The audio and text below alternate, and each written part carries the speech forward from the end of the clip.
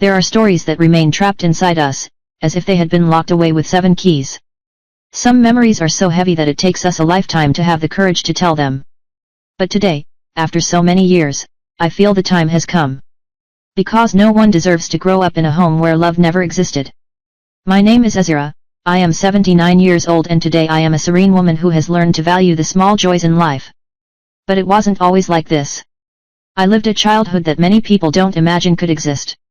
I grew up in a house where fear lived, where silence said more than any words, and where each day was an invisible battle, fought without witnesses.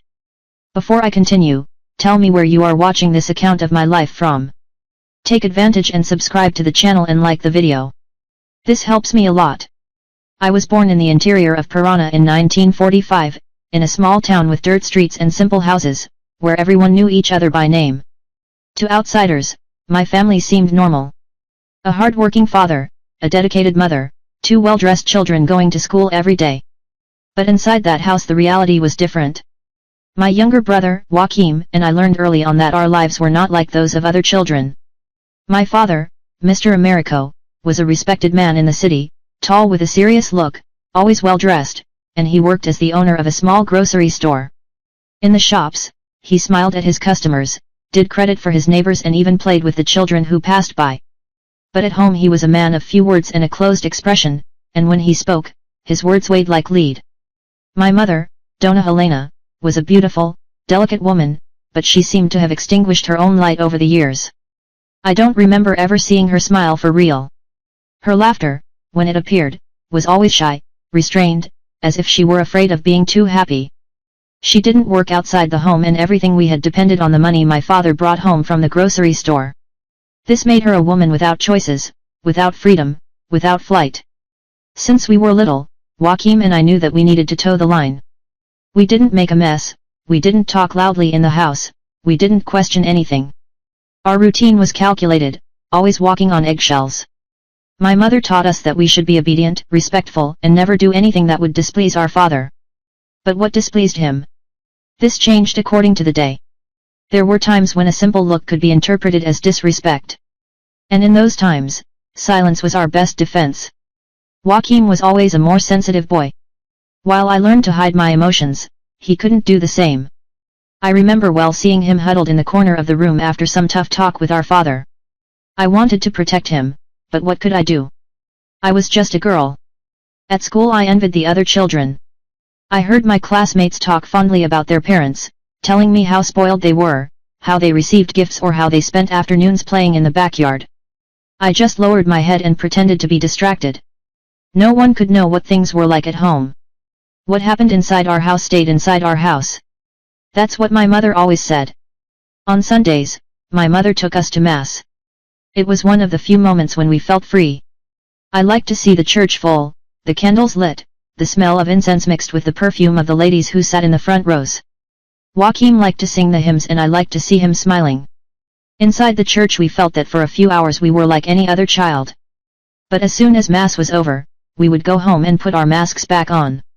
Our father didn't like us going out much.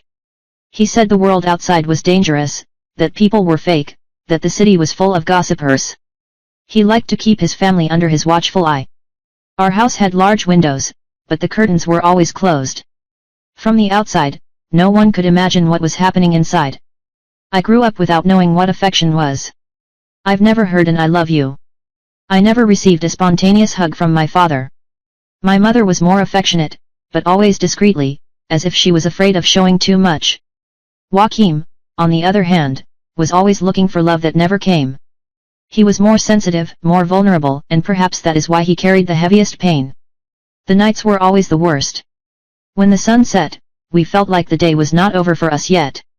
The silence in the house was interrupted only by the sound of the front door opening and the sound of our father's shoes on the wooden floor.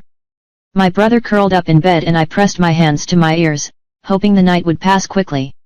Over time, I learned to close myself off, to pretend that nothing affected me.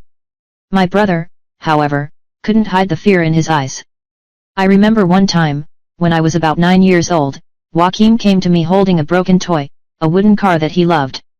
He held the little pieces as if he was trying to fix something that was beyond repair. I wanted to tell him that everything would be okay, but in that house, Promises like that were empty. It was at this time that I realized that our life could not go on like this forever. Something inside me told me that one day this would all have to end. I didn't know when or how, but I knew that one day fear would have to give way to courage. Some people are like storms. You never know when they will arrive, nor what damage they will leave behind. Just learn to protect yourself. And I learned too soon.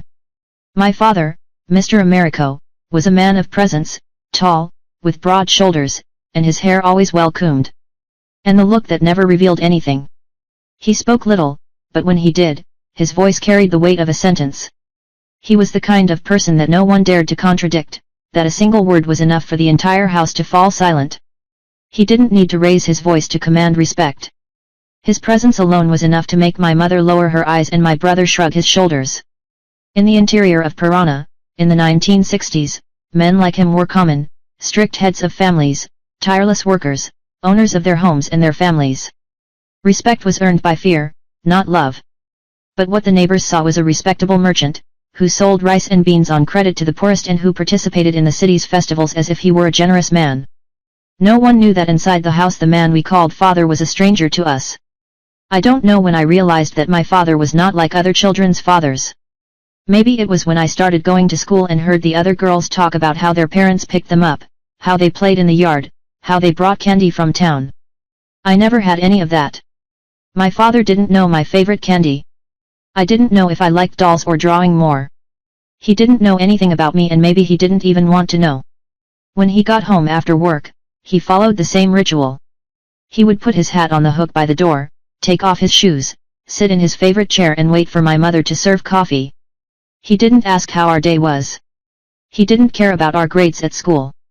He just waited, like a king waiting to be served. My mother, Mrs. Helena, was always attentive. She knew the exact time to serve dinner, to fold his clothes, to avoid unnecessary conversations. She was a beautiful woman, but she seemed to have faded over time. Her smile, when it appeared, was restrained, discreet, as if the world had taught her that too much happiness could be dangerous. My brother Joachim and I learned to be invisible. We didn't make any noise. We didn't run around inside the house, we didn't question anything. But my brother was different from me. While I learned to hide in silence, he still tried to get close to our father. I tried to make conversation, show a drawing, talk about school, but I never received an answer, just a vague look, an indifferent wave. There was something in my father's manner that I didn't understand at the time, but that today, so many years later, I see clearly. He didn't see his family as something he loved. He saw my mother as someone who owed him obedience. He saw the house as a space where he was in charge and he saw us, his children, as mere details in his life. I knew he didn't see us as children. For him, we were not small beings in formation, full of dreams and weaknesses. We were just part of the house, like a piece of furniture. Like an object that does not move without permission. I remember a specific day. Joachim was 7 years old, I was 9. My brother loved birds. At that time, many people had cages hanging in their backyards with canaries that sang in the morning. But Joachim didn't want a bird trapped. He wanted to take care of one, set him free. One day he found an injured bird near the road. He picked it up carefully and took it home, hidden between his hands. He placed it in a shoe box with an old cloth and a saucer of water. "He'll get better," he whispered to me that night, his eyes shining with hope. But what my brother didn't know was that our father didn't like anything that wasn't decided by him. And when he saw the shoebox in the corner of the room, everything changed. What happened after that night was etched in my mind for years, but I can't tell you, nor do I need to. I can only say that the next day Joachim started to talk less, to look up less, as if something inside him had gone out. It was at that moment that I began to understand that inside that house we couldn't have our own wills, we couldn't show weakness, nor attachment, nor dreams. My father didn't want us to be happy. He wanted us to be like him, tough, silent, without emotions. I quickly learned to hide who I was. My brother, not so much. And perhaps that's why, as the years went by, he was the most affected by everything we went through. My father continued to be the same respected man in town. He continued to shake hands with customers at the grocery store, he continued to participate in religious festivals, he was still seen as a good provider, but inside the house he was just a heavy shadow that suffocated everything around him. I knew that one day something would have to change, I just didn't know how. Each person carries pain in their own way. Some keep quiet, others rebel, but no one comes unscathed when they grow up in a home where love never existed. My brother and I have always been very different. Joachim was born with a sweet heart. Since he was little, he saw beauty in the simplest things. He liked to look at the sky at sunset, to watch the ants carrying leaves, to listen to the stories of the older neighbors as they sat in front of the house to sew. He was easily enchanted, and that's why he got hurt easily too. I learned from an early age that the best way to survive was to shut myself away. I didn't cry, I didn't ask for anything, I didn't show any emotions. Joachim was the opposite. He always tried to get close to our father. He tried to start a conversation at dinner, show us his school drawings, ask us about things he read in books. But our father never showed any interest. At most, he gave us a look. Impatient, sighing before looking away. My brother was still too young to understand what that meant, but I understood. I understood that love did not live in that house. Even so, Joachim did not give up. He believed that, if he tried hard enough, one day he would receive a gesture of affection. But that day never came. I grew up hearing insults, harsh words, feeling like a burden within my own home. But Joachim carried another kind of suffering. The kind that makes someone question whether they deserve to be there, whether they deserve to be part of the family, whether they deserve to exist. And that was even worse. My brother had a dream. He wanted to be a teacher since he was little and was fascinated by school books. At that time, in the interior of Purana, not everyone was able to study for very long. Most children, especially boys, stopped after a few years to help their parents with work. But Joachim wanted more. He said he wanted to teach, that he wanted a different future. I remember well the day he told our father this. It was a hot afternoon and we were sitting on the porch of the house. Joachim looked at the horizon with his eyes shining with hope. "Dad, one day I want to be a teacher." Our father turned to him slowly, as if he had just heard the most absurd thing in the world. "Teacher, that doesn't give you a future, boy. A self-respecting man works." Joachim lowered his head. I saw his fingers tightening the hem of his shorts, a sign of the nervousness he always had. But unlike me, he didn't know how to swallow his words. "But Dad, teaching is a job." The silence that followed this sentence was heavy. Our mother looked down, pretending not to have heard. I, sitting next to her, held my breath. I knew that insisting on that was dangerous. My father stood up, adjusted his belt and looked Joachim up and down. "Stop this nonsense. You're not going to be a teacher at all." Joachim didn't say anything else, but that night when we went to sleep, he turned to the wall, his eyes filled with tears. I knew that something inside him had broken and that would never be fixed again. My brother always had a light heart, but over time I noticed that he was changing. Little by little he became quieter, more introspective. He no longer tried to start conversations with our father, he no longer drew with such enthusiasm. Something inside him was fading. One time he called me to the backyard and showed me an old cage that he had found behind our father's grocery store. "I'm going to fix it," he said with a gleam of hope in his eyes. "And what are you going to put inside?" I asked. He smiled, but it was a sad smile. "Nothing. I just want to leave the door open." At the time, I didn't understand what he meant. Only much later did I realize that the cage was a metaphor. Joachim felt trapped, suffocated inside that house. But unlike me, who learned to survive by toughening up, he still dreamed of freedom, still believed that one day he could fly. Over time, I got used to our reality. I woke up, did my chores, helped my mother, went to school, came back, and remained silent. I learned to accept that our father was the way he was and that nothing would change that. But Joachim never accepted it. He tried to find little refuges. He liked to read in secret. He liked to spend time alone drawing dreams on the dirt floor. But sadness began to become stronger than him. Until the day came when he simply gave up. He didn't give up on life, but he gave up trying to fit in that house. He stopped talking, stopped trying to please our father, stopped dreaming big. I could see the sparkle in his eyes fading a little more each day, and that hurt me more than any words I had ever heard inside that house. One night, we were sitting on the floor of the bedroom. Joachim looked out the window at the stars. He seemed distant, as if his mind was somewhere else. "Do you think we'll ever get out of here?" he asked. It took me a while to answer. I didn't want to give him hope, but I also didn't want to take away what little was left inside him. I think so, I answered after a long silence. He smiled slightly, but his gaze still held an immense sadness. If we get out, will you promise me something? What? He looked at me, his eyes more serious than I had ever seen. That we will never let anyone treat us like that again. I held his hand. I promise. It was at that moment that I realized that we needed to get out of there, that somehow that story had to change and that, no matter how great the fear was, the courage needed to be greater. Not all prisons have bars. Some are made of words, of looks, of years of silence. My mother lived inside one of these prisons and for a long time I thought she would never leave it. My mother, Dona Helena, was a woman of few gestures. She walked slowly, spoke softly, and avoided anything that could displease my father. When I was little, I didn't understand why.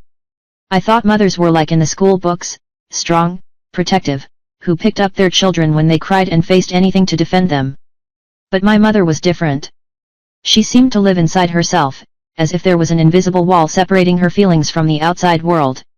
Over time, I understood that that wall was not built because she wanted it. It was built out of fear. At that time, in the 1960s, a woman without a husband was nobody. If she didn't have a job or a family to support her, she was condemned to a life of hardship. And my father knew this. He knew that my mother had nowhere to go, that she depended on him for food, clothing, and a roof over her head. And that was the worst form of prison, the one that didn't need of chains. I grew up watching my mother. I saw how her eyes avoided my father's. Whenever he came home, I saw how his hands would tremble slightly when he spoke more seriously. I saw how she was always alert, always attentive, always trying to predict what he wanted before he even asked. She knew that any wrong word could turn a normal day into a difficult one, and that's why she never said anything. One thing I'll never forget are the nights. My mother used to sit on the edge of the bed before going to sleep, applying cream to her hands with slow, almost mechanical movements. I watched her through the crack in the door, waiting for some sign that inside her there was still a woman who dreamed, who wanted something beyond that life, but all I saw was tiredness. She wasn't an old woman. But she seemed aged by time, not by the wrinkles, not by the gray hair, but by her gaze. It was the gaze of someone who had already lost every battle before even fighting. I wondered if she remembered who she was before she got married, if she still remembered the dreams she had when she was young. But I think she erased all of that. She erased it in order to survive. My mother had a curious way of dealing with things. When she noticed that my father was in a bad mood, she did everything she could to keep the house in a state of absolute calm. She would call us aside and tell us that it was better not to cause trouble. On the days when my father came home early from work, she would have dinner ready before he even walked in the door. When he was quieter than usual, she would avoid talking about money, about any problem, about anything that might bother him. She had such a deep fear that she started to anticipate. We grow up thinking that adults know everything, but over time I realized that my mother was just a scared little girl who never learned to run away. I will never forget that morning. It was an ordinary day. The sun was shining, the smell of coffee filled the kitchen and Joaquin was sitting at the table drawing on a piece of paper. My mother washed the dishes while my father read the newspaper, as he did every morning. Everything was silent, until suddenly something broke the silence. My mother stopped what she was doing, dried her hands and said in the firmest voice I had ever heard her say, "Americo, I wanted to talk about something." Joaquin and I looked at each other. My father slowly lowered the newspaper, looked at her without saying anything. My mother took a deep breath. I was thinking that maybe it would be good for me to work. A heavy silence took over the kitchen. My father's face showed no emotion, but I knew that something inside him had been triggered. "Work?" he repeated. My mother clutched the dishcloth in her hands. "Yes, maybe at Mr. Joaquin's shop, helping to arrange the shelves or sewing for outside." She spoke quickly, as if she was trying to finish before he interrupted her. But he didn't interrupt. He just calmly closed the newspaper, placed it on the table and looked her straight in the eyes. "And what do you want to work for?" My mother hesitated, "Just to help out around the house."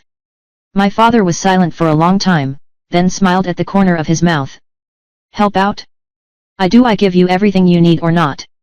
My mother lowered her eyes. "Oh, I do." He nodded in satisfaction, picked up the newspaper again, opened it and continued reading. So, there you go, stop talking nonsense.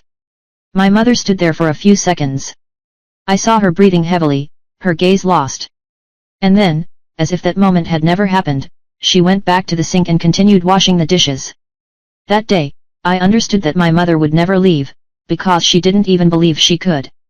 After that day, my mother never talked about work again, never brought it up again, but something changed inside her. She no longer smiled, not even at the little things. If before there had been a trace of joy in hanging the clothes on the line in the sun, in arranging the flowers on the table, in watching Joachim sing while he drew, that disappeared. She became even quieter, even more fragile, even more distant, and I realized that she had lost the only thing she still had inside her, hope. That was when I understood that if anything was going to change, it wouldn't be for my mother. She was already too tied up. If anyone needed to take action, it would be Joachim and I. And eventually the opportunity would come. After all, no matter how long the storm, one day the sun would have to rise again.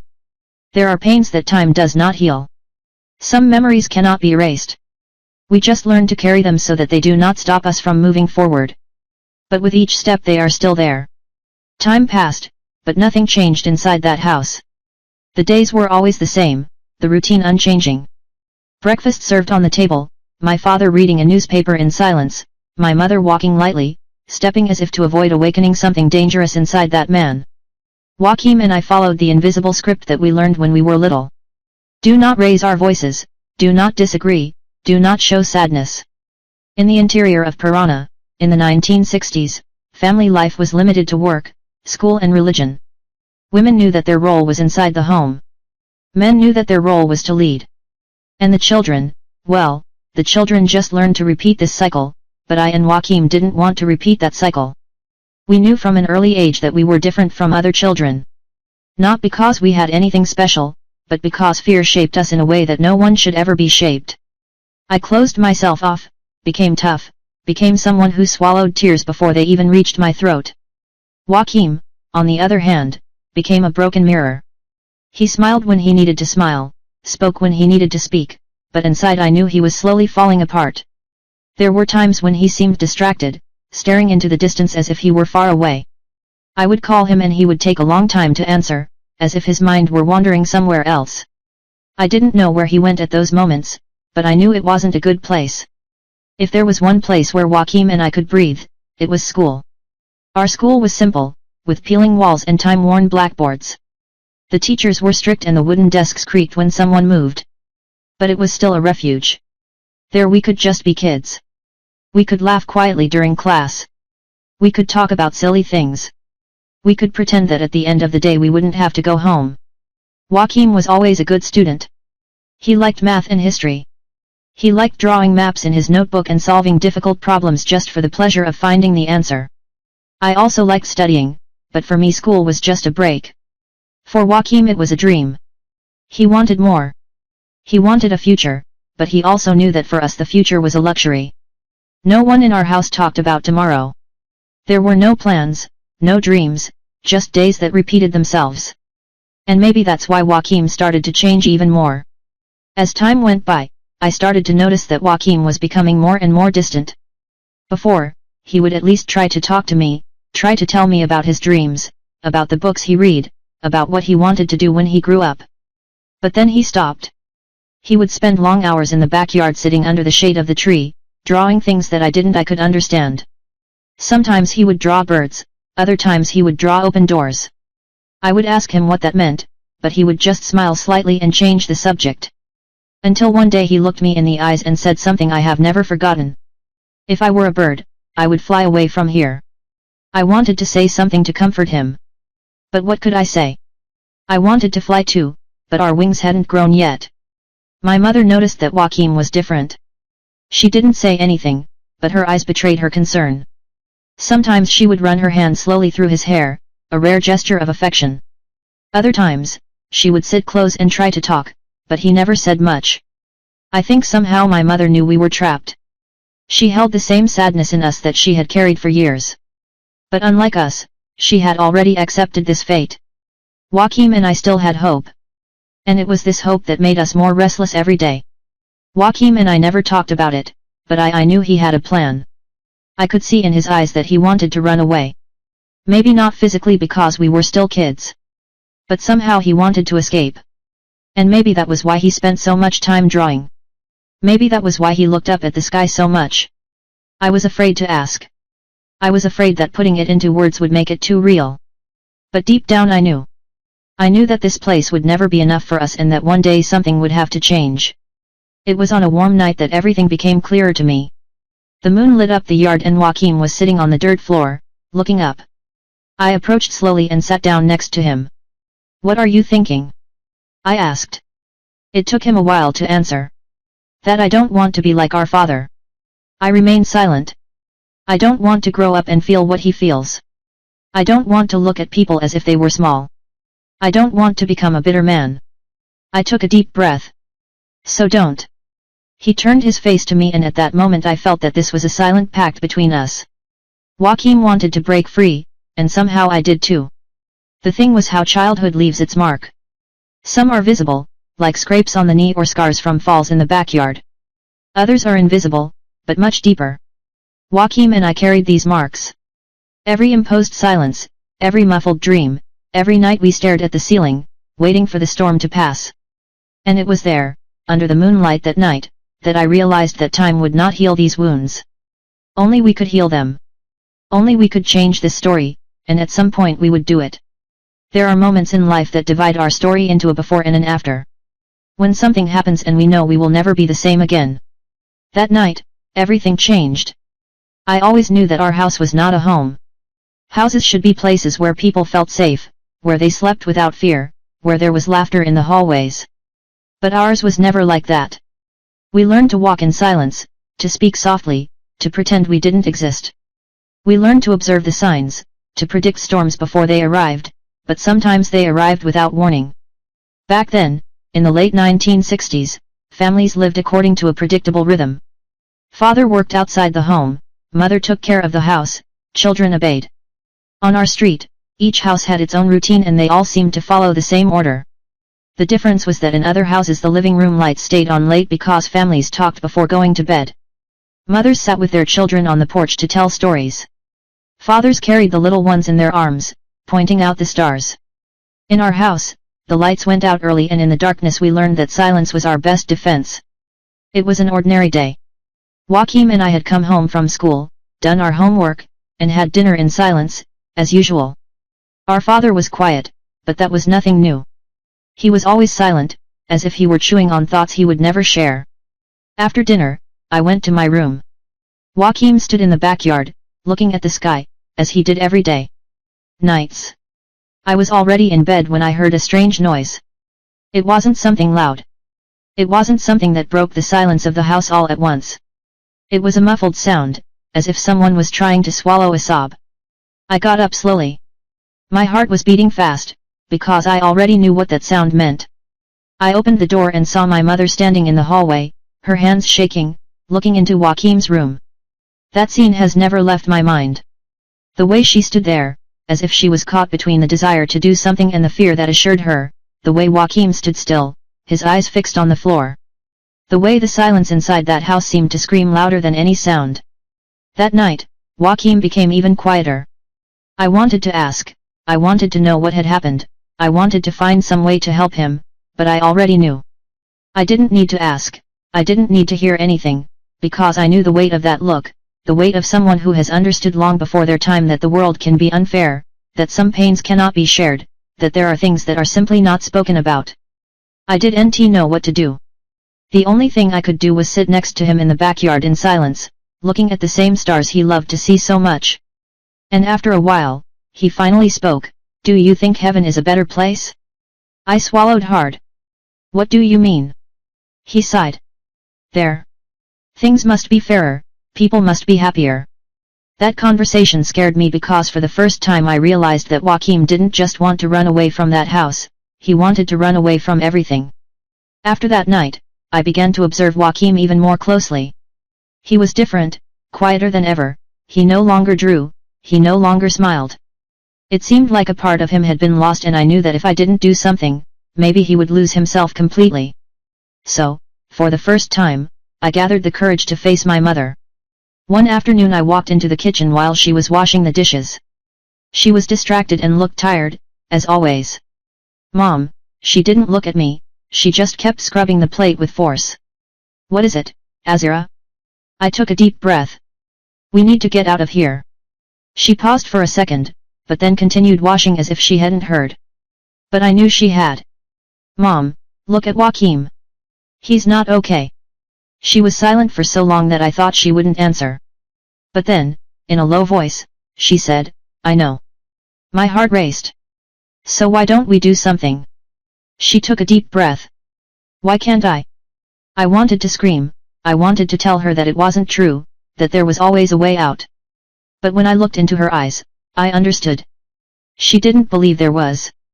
She had already accepted that fate, and if it were up to her, we would never get out of there. That night, Joachim and I sat on the bed and talked like we had never talked before. We didn't need to say much. We knew what we had to do. We knew that no one would come and save us, and that if we wanted to change our fate, we would have to do it ourselves. It was at that moment that everything changed, because for the first time once again we felt something we hadn't felt in years, hope. And that was the hope that would guide us through what was to come. Fear keeps us still, anger makes us move forward. After so much time swallowing each pain in silence, we realized that if we wanted to change our destiny, we would have to do it ourselves. The days passed after that conversation, but something inside me had already changed. I was no longer the same. It couldn't be. What had once been fear was slowly turning into anger. I began to see everything differently. Every detail of that house seemed to scream at me.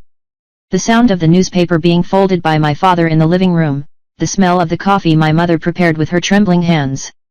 The sound of Joachim's footsteps in the backyard, always slow, always dragging. I had never paid so much attention to those details, but now it was as if I were seeing our lives from the outside, as if I could see every piece of this invisible prison that surrounded us. And all of that gave me a certainty. We couldn't stay there forever. But leaving that house wasn't that simple. After all, we had nowhere to go. My mother depended financially on my father. Joachim and I were just two children, with no money, no nothing. No one who could welcome us. So if we wanted to find a way out, we would need to be smart. We would need to proceed with caution. Joachim and I spent weeks thinking about how we could get out of there. It wasn't something we could do just any old way. If we tried to leave without a plan, we would be forced to turn back. And then everything would be even worse. One day, while we were washing the pots in the kitchen, I limped over to my mother. "Have you ever thought about leaving?" She stopped what she was doing for a second. His gaze remained fixed on the soapy water. "Go where, Azira?" I knew that would be the answer. Even so, I tried to insist. "Do you have any friends? Any aunt in another city?" She sighed and continued washing the pots. "Don't talk about it, daughter. This is not something to think about." But I knew she had already thought about it. I knew that every night when she looked at the ceiling before going to sleep, my mother dreamed of a different life. But she had already accepted that that would never happen. I couldn't accept the same. With my mother unable to function, I realized we would need to seek help elsewhere. The only person I trusted outside the house was Donna Marina, a neighbor who always treated us well. She was a strong woman, a widow, who supported the household by sewing for others. I waited for an afternoon when she was alone and went over there. "Donna Marina," I started nervous. I wanted to know, "Have you ever thought about having to leave home with nowhere to go?" She frowned curiously. "Why this question, girl?" I bit my lips. I couldn't tell everything. If I said too much, there was a risk that someone would find out and things would get even worse for us. "Nothing.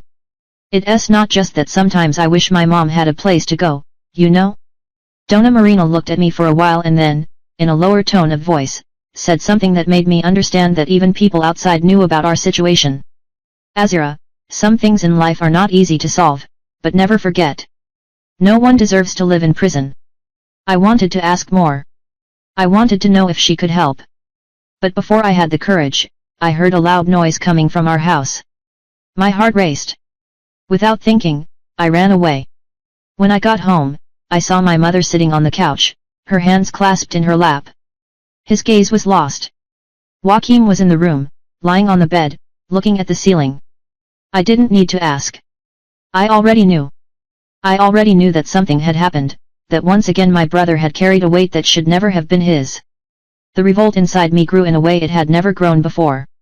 And at that moment I made the decision that would change everything. That night I sat next to Joachim and said softly, "We need to get out of here." He didn't respond right away, but after a while he turned his head to look at me. How I swallowed so hard, I still do not know, but we'll find a way. He took a deep breath. I don't know if I can. I held his hand. Yes, you can. And so do I. It was the first time we had spoken about it out loud. And now there was no turning back. In the following days, I started paying attention to everything. In the times my father left and arrived, in the keys my mother kept in the closet, in the little change that was kept in the kitchen drawer. We couldn't just leave without a plan, but an opportunity would arise. And when it came, we needed to be ready. It was on a Sunday morning that it all happened. My father left for the grocery store earlier than usual. My mother was at church. Joachim and I were left alone at home. We looked at each other. We don't need to say anything. We went to the closet, got the keys, got the change, got a bag with some clothes and then left without looking back, without fear, without doubt.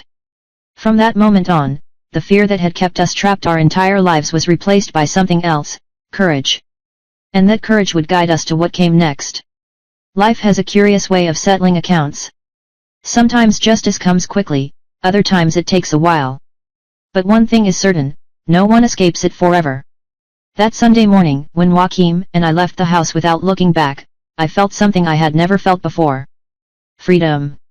Even with my heart racing, even without having a completely structured plan, there was a feeling inside me that I had never experienced before.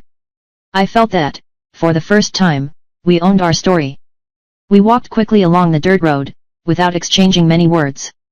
The sound of our footsteps seemed to echo inside me, as if it were an announcement of what was to come. The world seemed bigger than ever, but at the same time we knew it would not be kind to us. I didn't know exactly where we were going, but I knew we couldn't go back and fate was already taking care of the rest. Our first instinct was to go to Dona Marina's house, the neighbor who always treated us well. I knocked on the door loudly and when she opened it and saw our faces, she didn't need to ask anything. "Come in," he said without hesitation. Her house was small, smelling of fresh coffee and cornmeal cake. Everything felt cozy, but my body was so tense that I could barely feel any comfort. Joachim sat at the table, his shoulders hunched. "The head is down. What happened?" Dona Marina asked, looking at me fixedly. I took a deep breath. "We left home and can't go back." She was silent for a while, then sighed. I knew this day would come. What I didn't know was that my father would find out very quickly. He arrived home in the middle of the morning, surprised by the silence, the absence of Joachim and me. My mother, distressed, couldn't hide it. He realized something was wrong and that's how he started looking. At that time there were no easy-to-access telephones, but there were neighbors, acquaintances, people you could see and talk to. It didn't take long for him to knock on Dona Marina's door. We were inside when we heard heavy footsteps. The blood ran cold in my veins. Dona Marina looked at us and whispered, "Stay here." She opened the door and my father didn't even ask permission. "Where are the children?" His tone of voice was not loud. He never shouted, but it was the kind of voice that made others back away. Dona Marina, however, did not back down. "They are here, but they only leave if they want to." The silence between the two was suffocating. I felt Joachim squeeze my hand across the table. I didn't want to leave, but I knew that sooner or later this conversation would have to happen. And it happened. I left the kitchen with my heart racing. My father was standing in the living room, looking at me with an expression I couldn't decipher. He opened his mouth to say something, but I was quicker. "We're not going back." It was the first time in my life that I interrupted him. It was the first time I said something without waiting for your permission. The room fell silent. Joachim appeared behind me. My father looked from one to the other and then let out a dry laugh. "And how will they live?" My response was immediate. "Anyway, except how we lived there." His eyes shone strangely and for the first time I noticed something I had never noticed before. He knew one day this would happen. What happened next was something I never imagined. In the following days, while we were staying at Dona Marina's house, we discovered that the whole city began to talk about our escape. People spoke softly on street corners, in the grocery store, in church. The neighbors started to look at my mother more closely. And that's how something unexpected happened. My mother, who had always been trapped by fear, began to realize that she was not alone. From the moment they found out what happened, some women in the city began to approach her, especially Donna Marina. And so, little by little, my mother began to free herself. She never had the courage to go out alone, but when she realized that her children had left, she realized that she no longer had any reason to stay. And then, one afternoon, she was gone too. When my father realized he was alone, it was too late. He tried to convince people that we had overreacted. He tried to get my mother to come back, he tried to tell us that we were ungrateful, but no one else listened. For the first time in his life, he no longer had control over anything. And the man who always thought he would never need anyone, ended up alone. Time passed. Joachim and I were able to move on with our lives. It wasn't easy, but little by little we found our way. My mother also found a new way of living. He started working, to support himself. And my father, well, the last we heard, he lost his grocery store, that he had become a reclusive man, that he was no longer the respected businessman. He learned too late that the fear he imposed for years guaranteed him nothing in the end. When fear ends, what remains are the choices we made in life. And his took him exactly where he never wanted to be. Alone. Not all freedom comes without marks. Some are won at a high price, and no matter how much we manage to move forward, the past always leaves traces. But what we do with those scars defines who we become. The day my mother left home was like the end of a lifelong storm. For so many years, Joachim and I dreamed of leaving that invisible prison, but we never imagined that our mother would have the strength to follow us. When we found out she had decided to leave, it was like a huge weight had been lifted off our shoulders. But at the same time, we realized that freedom did not mean an immediate happy ending. Life outside was not easy. We had nowhere to go, we had no money, we were not sure of anything, we only had each other. And maybe that would be enough to start over. In the first days after the separation, we stayed at Donna Marina's house. She welcomed us without hesitation, without asking anything. My mother, in the beginning, barely spoke. It was as if she was still processing everything, as if her mind was still trapped in a reality she was trying to escape. But over time she began to react. She began to help Donna Marina with her sewing, she began to go out more, to talk to other women in the city, she began to realize that she could exist without having to ask for permission. It was a slow process, but it happened, and for the first time we saw our mother becoming her own woman. Joachim also changed. At first, I thought he would be lost, that all the pain he was carrying would still make him sink. But contrary to what I thought, it started to bloom. He returned to studying with more dedication. He began spending hours in the city library, reading everything he could. And one day, after so much time dreaming in silence, he said to me, "I'm going to be a teacher, Azira." It was as if the boy who drew little birds had finally found his wings. And I knew he would fly high. But I didn't know what I wanted to be. I only knew that I wanted to live. And more than anything, I wanted to never be afraid to exist again. So, that day, we made a promise. We will never be like him. Joachim said. Never. I repeated it, it was a simple promise, but it changed everything. One afternoon, while we were sitting in the backyard, my mother looked at us and said something I never expected to hear. "Forgive me." Joachim and I looked at each other. "For what, mother?" I asked. "She took a deep breath for not having protected you." My heart sank. Joachim lowered his eyes. "You did what you could," he murmured, but she shook her head. "I should have done more. I should have left sooner."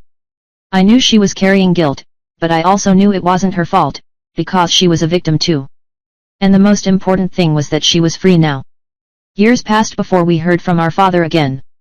We knew he had become lonely, that his grocery store wasn't doing well, that people no longer listened to him with the same eyes. And then, one day, someone knocked on the door. When my mother opened it, there he was, Mr. Americo, but not the man we remembered, not the imposing merchant, the owner of the house who controlled everything. He was older, thinner. His gaze no longer carried that same firmness. "What do you want?" my mother asked without hesitation. He took a deep breath. "I came to talk." She fell silent. Joachim appeared next to me. He didn't say anything either. For so long, we waited for this moment to happen. We waited for him to acknowledge everything he had done. But when the moment came, we realized it didn't matter. More. He was no one to us anymore. My mother didn't invite him in. He realized there was nothing to be said, and so, after a long sigh, he turned his back and left forever.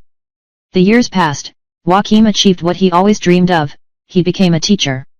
I found my own path. My mother, even after so many years, never went back to being the dull woman we knew as children. She found something within herself that she never imagined existed. Strength. And we survived. We freed ourselves, but the scars, those remain. There is no way to completely erase everything we have lived. There is no way to pretend that we were not marked, but we learned to carry these scars in a way that does not hold us back. The pain was left behind, the fear was left behind, and in the end our freedom was the greatest punishment for him, because he died alone while we learned to live. If this story touched you, like the video and subscribe to the channel. Also share it with someone who needs to hear this message of strength and overcoming. See you later, my dears. See you later, my dears. See you later, my dears. See you later, my dears. See you later, my dears. See you later.